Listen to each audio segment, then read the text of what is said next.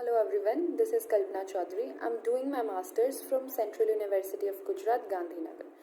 And in this lecture, I'm going to discuss some applications and future aspects of stem cell research. I will cover 4 different applications.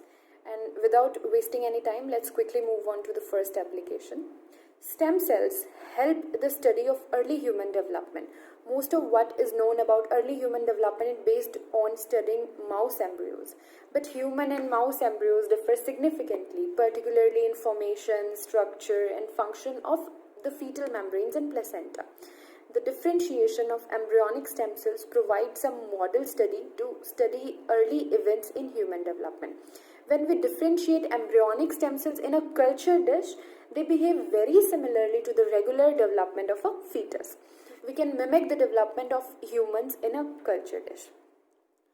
And another application which we can talk about is that stem cells allow us to study diseases in a culture dish that is outside the human body.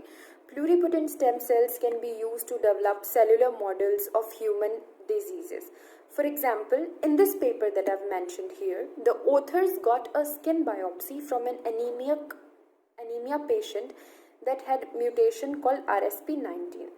They made induced pluripotent stem cells from the mutation. In a culture dish, they tested this mutation is responsible for the anemia and found that RSP19 mutation is indeed responsible for this anemia. So in this case, scientists modeled the disease in a culture dish. This is amazing because they didn't need to experiment an actual anemic patient. This technique is quite powerful in understanding the biology of the cell types affected in disease and analyzing different disease mechanisms.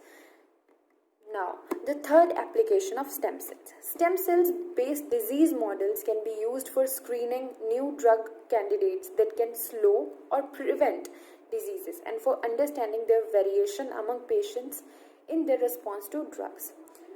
Until the stem cell revolution, scientists didn't have access to the right type of cells for testing these drugs. Right now, scientists can use anemia disease model that we have already discussed, for example, to look for drugs that can repair or increase the RBC production. This is amazing because usually we don't have access to this kind of technology. In addition to helping us find new drugs, stem cells can also help scientists to figure out the potential side effect of these existing drugs. Most of the time, the drugs are only tested for one purpose and not tested for their side effects on other parts of the body. By using human stem cells, the new drugs can be tested in a culture dish first for its side effects rather than testing in human subjects. This is revolutionary because this will accelerate the drug discovery process, leading to a safer and more effective treatments. And finally, the fourth application of stem cells is stem cell therapies. As you have seen that stem cells have potential to make every kind of cell that is present in our body. Those cells can potentially be a source for therapies involving transplantation into the human body.